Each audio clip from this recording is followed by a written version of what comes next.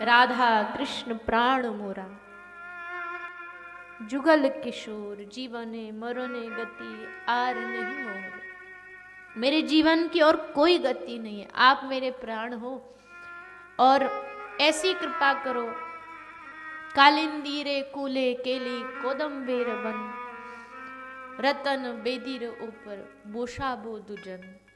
आपको बिठाऊं, आपकी सेवा करूं, बस इतना ही चाहिए और कुछ नहीं चाहिए, क्योंकि परम सुख परम आनंद इसी में ही है। जितना जितना हम पढ़ते हैं, जितना हम संतों की वाणी सुनते हैं, एक ही बात समझ में आती है भैया, जीवन में हर एक आदमी चाहता है हमको परम आनंद मिल जाए, परम सुख मिल जाए, पर परम आनंद तो इनके चरणों में है, परम आनंद इनके नाम में है, परम आनंद इनकी कथा में है। गोपी कहती है तब कथामृतम तप्त जीवनम, कवि भीड़ितम कल्मषापहम, श्रवण मंगलम श्रीमदाततम, भुवि गृणन्ति ते भूरिदा जना। गोपी कहती है हे नाथ, आप नहीं आए तो हम प्राण त्याग देंगे, हम मर जाएंगे। बार बार यही बात कह रही हैं, हम प्राण त्याग देंगे। बंशी ने पूछा, मुरली ने पूछा, गोपी तू घंटे भर से कह रही हम मर जाएंगी, हम मर जाएंगी, ये अभी तक तो तू जिंदा है, क्या ये सब दिखावे की बातें हैं? अब तक तू मरी क्यों नहीं? तो गोपी कहती है तब कथामृतम तप्त जीवनम, मैं मर तो कब की जाती, पर हे श्याम सुंदर तुम्हारी कथा ने मुझे अब तक जिंदा रखा। तब कथामृतम, क्योंकि जब तुम नहीं होते तो तुम्हारी कथा होती है, हमारे मन को तसल्ली देने के लिए। जब तुम्हारी कथा श्रवण करते हैं ऐसे लगता है तुम सामने बैठे, उस समय एहसास होता है कि तुम मेरे आसपास हो। इसलिए गोपी कहती है कि जब तुम हमसे दूर होते हो, एक एक क्षण भी युग के समान लगता है हमें, एक क्षण भी, एक पलक भी। गोपी कहती है कि हे विधाता, तुझको सृष्टि बनानी नहीं आई, आंख दो, हाथ दो, पैर दो, लेकिन इन दो आंखों पर तूने पलके क्यों दे दी? हम श्याम सुंदर को निहारती हैं, उनको देखती हैं, ऐसे लगता है एक एक पल उनको बिठा ले रोम रोम में, पर फिर बीच में आ जाती हैं ये पलके। जैसे पलक झपकती है, एक पलक झपकना हमें लगता है एक युग बीत रहा है, हम कृष्ण दर्शन से वंचित रह रही हैं। इसलिए गोपी कहती है अगली बार मैं दुनिया, श्री राधा रानी से कहती है स्वामी जी अगली बार इस ब्रह्मा को गद्दी से हटाएंगे और हम सृष्टि बनाएंगे, हम सृष्टि का सृजन करेंगे, हमारी सृष्टि अलग होगी। क्या अलग होगी? बोले रोम रोम प्रति नयन बनाओ, हम रोम रोम में आंखें बना देंगे, हर रोम देखेगा कृष्ण को, हर रोम से हम कृष्ण की माधुरी का रसपान करेंगे, हम नई सृष्टि बनाएंगे। ये है गोपियां।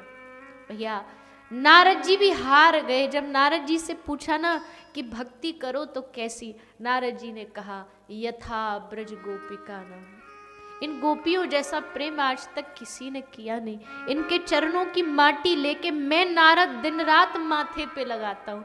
क्यों? क्योंकि इनको कृष्ण के अलावा ना कुछ सुनाई देता है, ना दिखाई देता है। ये खाती है तो भी कृष्ण नाम, ये सुनती है तो भी कृष्ण नाम। हर जगह जित देखूं तित श्याम ही दिखे, ये जहां देखती है इनको हर जगह कृष्ण नजर आता है और कुछ दिखता ही नहीं कृष्ण के अलावा। गोपी जा रही है मथुरा में दधी बेचने, विक्रेतु कामा अखिल गोप कन्या, मुरारी पादार्पित चित्तवृत्ति, दद्यादिकम मोह वशाद वोचद गोविंद दामोदर माधवेति। बेचने जा रही है, माखन माखन माखन ले लो, माखन ले लो। भूल गई क्योंकि मन में कृष्ण बैठा है तो चिल्ला रही है माधव ले लो, माधव ले लो, कृष्ण ले लो, गोविंद ले लो। दूसरी सखी ने बोला तू पागल हो गई है, कृष्ण को बेच रही है, दिखा कहाँ है तेरे मटके में कृष्ण। और जैसे उसने कपड़ा हटा के मटका दिखाया तो दूसरी गोपी को उस माखन में कृष्ण बांसुरी बजाता नजर आया। क्योंकि रोम रोम में कृष्ण बैठा है ना, आंखों में कृष्ण में। अब जिसकी आंख में मोतियाबिंद हो, कैटरैक्ट हो, उसको कहीं भी दुनिया में देखो उसको एक बिंदु दिखाई देगी। तो जिसके आंख में ही कृष्ण बैठा उसको हर जगह कृष्ण दिखाई दे। गोपी को भंवरे में, भागवत जी में एक गीत आता भ्रमर गीत। भ्रमर गीत में एक भंवरा आता है, भौरा आकर के श्री राधा रानी के चरणों पे बैठ जाता है। और जब राधा रानी के चरणों में बैठता तो उस समय कृष्ण मथुरा चले गए थे, उद्धव जी संदेश लेके आए हैं। भंवरा ऐसे ऐसे घूम रहा है राधा रानी के चारों ओर। तभी राधा रानी कहती है उस भंवरे को, खबरदार मेरे पास आया तो। क्यों? मुझे पता है तू कृष्ण का यार है, तुझे कृष्ण ने भेजा है ना, तू कृष्ण का दूत है ना, बोल। उद्धव ने पूछा तुमको कैसे पता है कृष्ण का यार है, कृष्ण का दूत है? बोले कृष्ण भी काला, ये भी काला। और उद्धव जी से कहती है, उद्धव सब कारे आजमाए, हमने सब कालों को आजमा के देख लिया, ये सब एक जैसे होते, धोखेबाज, निष्ठुर, पत्थर दिल होते। उद्धव सब कारे आजमाए, क्या बिगाड़ा था हमने कृष्ण का? उद्धव हम जीती उसके लिए थी, हमारी सुबह उसका मुख देख करके होती थी। हमसे कह करके गया कि गोपी परसों वापस आ जाऊंगा। इस एक शब्द ने हमें अब तक जीने का साहस दे रखा है। हम जीती इस भरोसे पे, पता नहीं किस दिन आ जाए कृष्ण। और जिस दिन आ जाएगा उस दिन उसे हम ना मिलेंगी तो उसको कितना दुख होगा, इसलिए उसके लिए जीती है।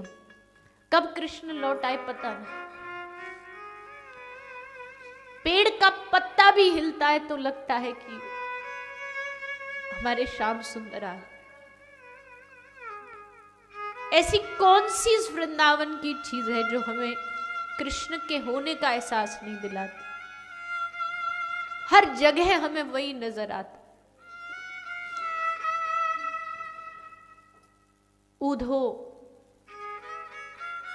उद्धव जी कहते हैं अगर गोपी तुमको इतना ही विरह सता रहा, इतनी तुम तड़प रही हो तो एक काम करो, मैं तुम्हें एक मंत्र देता हूं, उस मंत्र से ध्यान करो और मन को भगवान के चरणों में लगा दो।